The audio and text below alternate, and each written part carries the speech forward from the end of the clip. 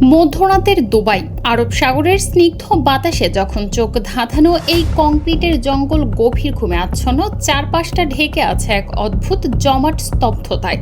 ঠিক তখনই রাতের বুক চিরে ধেয়ে এলো কয়েকটি কালো এসইউভি। কোনো সাইরেন নেই, গাড়ির হেডলাইট সম্পূর্ণ নেভানো।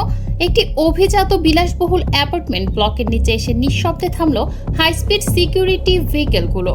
মুহূর্তের মধ্যে আধুনিক অস্ত্রে সজ্জিত বুলেট প্রুফ জ্যাকেট পরা দুবাই পুলিশের এক চৌকস বিশেষ কমান্ডো দল নিখুঁত ফরমেশনে ঘিরে ফেলল পুরো ভবনটি, ঠিক যেন কোনো আন্তর্জাতিক ক্রাইম থ্রিলার সিনেমার চূড়ান্ত ক্লাইম্যাক্স দৃশ্য। কমান্ডো দলের প্রধান অত্যন্ত ধীর, মেপে মেপে ফেলা পায়ে এগিয়ে গেলেন লিফটের দিকে। তাদের টার্গেট একটি নির্দিষ্ট ফ্ল্যাট। ভারী বুটের পদশব্দ গিয়ে থামল সেই নির্দিষ্ট দরজার সামনে। ভেতরের মানুষটি তখনও হয়তো ঘুণাক্ষরেও ভাবতে পারেননি যে দীর্ঘ ১.৫ দশক ধরে তিনি যে ত্রাসের রাজত্ব কায়েম করেছিলেন, যে অসীম ক্ষমতার দম্ভে নিজেকে স্বয়ং আইনের ঊর্ধ্বে ভাবতে শুরু করেছিলেন, সেই পুঞ্জীভূত পাপের খতিয়ান আজ হাজার মাইল পেরিয়ে আরব সাগরের ওপারে তাকে তাড়া করে এসেছে। অত্যন্ত অপ্রস্তুত, হতভম্ব এবং বিধ্বস্ত অবস্থায় দরজা খুলে বেরিয়ে এলেন তিনি। বাংলাদেশের ইতিহাসে অন্যতম বিতর্কিত, সমালোচিত এবং ভয়ঙ্কর ক্ষমতার অধিকারী সাবেক পুলিশ মহাপরিদর্শক বেনজির আহমেদ। মাত্র এক সেকেন্ডের জন্যও তাকে কোনো কথা বলার বা আত্মপক্ষ সমর্থনের সুযোগ দেওয়া হলো না। চোখের পলকে দুবাই পুলিশের কমান্ডোরা তার ২ হাত টেনে এনে পরিয়ে দিল ইন্টারপোলের সেই শীতল লোহার হাতকড়া। ক্ষমতার মসনদ থেকে ছিটকে পড়া এক সময়ের প্রবল প্রতাপশালী আইজিপির অহংকারের আকাশচুম্বী প্রাসাদ যেন এক নিমেষেই ধুলোয় মিশে গেল যখন তাকে আক্ষরিক অর্থেই টেনে হিচড়ে নেওয়া হলো দুবাইয়ের একটি অন্ধকার থানা হাজতে। কিন্তু এখানেই শেষ নয়।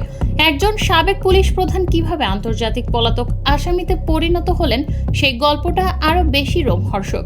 ঘটনার মোড় ঘুরতে শুরু করে তখনই যখন আমরা পেছনের প্রেক্ষাপট বিশ্লেষণ করি। সময়টা ২০২৪ সালের ৪ মে। দেশ জুড়ে যখন তার দুর্নীতির খবর নিয়ে তোলপাড়, গণমাধ্যমের পাতা যখন তার অবৈধ সম্পদের খবরের সয়লাভ, ঠিক তখনই অত্যন্ত সন্তর্পণে শাহজালাল আন্তর্জাতিক বিমানবন্দর দিয়ে দেশ ত্যাগ করেন এই সাবেক আইজিপি। পালিয়ে বেড়ান এক দেশ থেকে অন্য দেশে। তার সাম্প্রতিক পরিকল্পনা ছিল নিখুঁত। লন্ডনের নিরাপদ আশ্রয় থেকে এশিয়ার অন্য কোনো একটি দেশের উদ্দেশ্যে চূড়ান্ত যাত্রা শুরু করেছিলেন তিনি। পথিমধ্যে দুবাইকে বেছে নিয়েছিলেন একটি সাধারণ ট্রানজিট পয়েন্ট হিসেবে।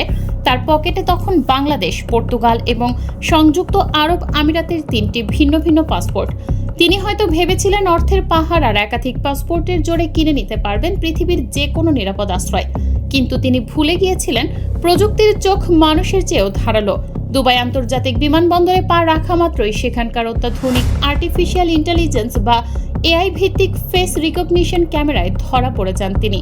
মুহূর্তের মধ্যে ইন্টারপোলের গ্লোবাল ডাটাবেসে বেজে ওঠে লাল সংকেত, কারণ ততদিনে ঢাকার আদালত থেকে তার নামে জারি হয়ে গেছে ইন্টারপোলের রেড নোটিশ। পলকের মধ্যে বিমানবন্দর থেকে শুরু করে তার গোপন আস্তানা পর্যন্ত ছড়িয়ে পড়ে নজরদারির জাল। আর ঠিক সেখানেই দেখা দেয় নতুন প্রশ্ন, যে মানুষটি নিজের সারা জীবন অন্যদের ওপর নজরদারি চালিয়েছেন, তিনি কিভাবে এত সহজে প্রযুক্তির ফাঁদে পা দিলেন? এই প্রশ্নের উত্তর খুঁজতে হলে আমাদের ফিরে তাকাতে হবে বেনজির আহমেদের উত্থান এবং তার ক্ষমতার অপব্যবহারের অন্ধকার দিনগুলোর দিকে।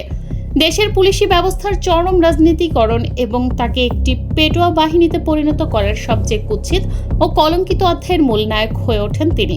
২০১৫ থেকে ২০২০ সাল পর্যন্ত র্যাপিড অ্যাকশন ব্যাটালিয়ন বা র্যাবের মহাপরিচালক এবং পরবর্তীতে ২০২০ থেকে ২০২২ সাল পর্যন্ত দেশের ২৮তম আইজিপি হিসেবে দায়িত্ব পালনকালে তিনি নিজেকে প্রতিষ্ঠিত করেছিলেন তৎকালীন স্বৈরাচারী সরকারের এক বিশ্বস্ত এবং নৃশংস জল্লাদ হিসেবে। মানবাধিকার লঙ্ঘন, বিনা বিচারে হত্যা বা তথাকথিত ক্রসফায়ার এবং রাজনৈতিক বিরোধী দলের নেতাকর্মী থেকে শুরু করে সাধারণ নাগরিকদের গুম করার এক ভয়াবহ ও বিভীষিকাময় সংস্কৃতি কায়েম করার মূল কারিগর ছিলেন তিনি। দেশি বিদেশি বিভিন্ন মানবাধিকার সংস্থার পরিসংখ্যান বিশ্লেষণ করলে দেখা যায় তার একক নেতৃত্বে র্যাবের হাত ধরে শত শত তরুণ ও রাজনৈতিক কর্মী চিরতরে হারিয়ে গেছেন, যাদের অনেকের স্বজনরা আজও পথের পানে চেয়ে আছেন এক বিন্দু আশায়। এই পৈশাচিক ও বর্বরোচিত কর্মকাণ্ডের অকাট্য প্রমাণের ভিত্তিতে ২০২১ সালের ১০ ডিসেম্বর মার্কিন যুক্তরাষ্ট্র চরম মানবাধিকার লঙ্ঘনের অভিযোগে বেনজির আহমেদের ওপর কঠোর আন্তর্জাতিক নিষেধাজ্ঞা বা স্যাংশন জারি করে। একটি স্বাধীন দেশের আইজিপির জন্য এর চেয়ে বড় লজ্জার আর কি হতে পারে?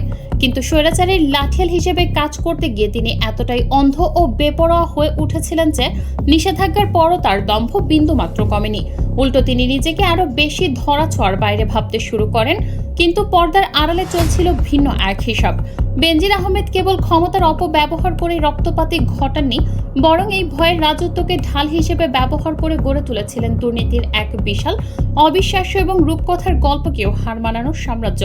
গণমাধ্যমের ধারাবাহিক অনুসন্ধানে যখন প্রথম বেনজিরের ঘরে আলাদিনের চেরাগ এবং বনের জমি দখল করে গড়ে তোলা সাভানা ইকো রিসোর্টের রোমহর্ষক প্রতিবেদন প্রকাশ পায়, তখন পুরো জাতি আক্ষরিক অর্থেই শিউরে উঠেছিল।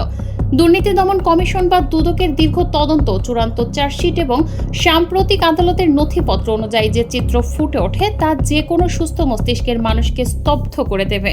শুধু প্রাথমিক তদন্তেই বেরিয়ে আসে বেনজির আহমেদ ও তার পরিবারের নামে অন্তত 11,04,00,000 টাকারও বেশি জ্ঞাত আয় বহির্ভূত অবৈধ সম্পদ অর্জনের করেছেন তিনি। কিন্তু এটি ছিল কেবল হিমশৈলের চূড়া মাত্র। বিভিন্ন অনুসন্ধানী রিপোর্ট অনুযায়ী দেশের ভেতরে ও বাইরে তিনি আসলে কয়েক হাজার কোটি টাকার মালিক। এই বিপুল পরিমাণ অর্থ তিনি কিভাবে অর্জন করলেন? সাধারণ মানুষের জমি দখল, চাঁদাবাজি, নিয়োগ বাণিজ্য, নাকি রাষ্ট্রীয় ক্ষমতাকে ব্যবহার করে একচেটিয়া লুটপাট?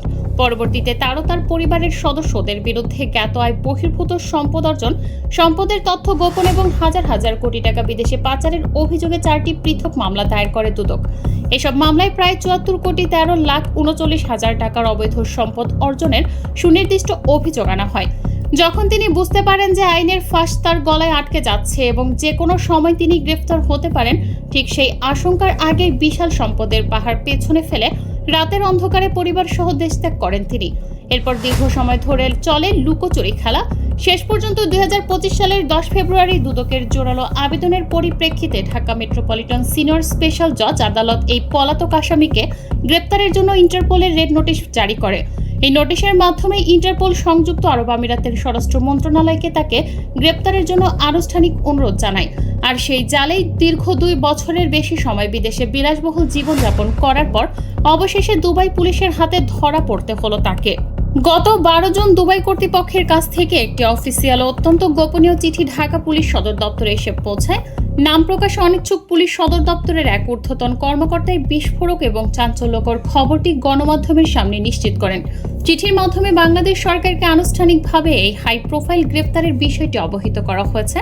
স্বরাষ্ট্রমন্ত্রী সালাউদ্দিন আহমেদ ইতিমধ্যে ঘোষণা দিয়েছেন যে আগামী 30 দিনের মধ্যে সাবেক এই পুলিশ মহাপরিদর্শককে দেশের মাটিতে ফিরিয়ে আনা হবে।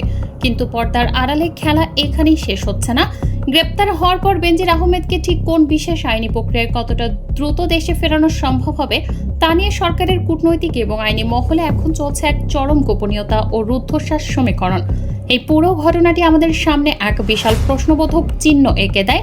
যে মানুষটি একদিন রাষ্ট্রের সর্বোচ্চ আইন প্রয়োগকারী সংস্থার প্রধান হিসেবে দেশের মানুষকে আইন মানতে বাধ্য করতেন, আজ তাকেই ভিনদেশে চোরের মতো হাতকড়া পড়তে হলো। কিন্তু বেনজির আহমেদকে দেশে ফিরিয়ে আনলেই কি সব শেষ?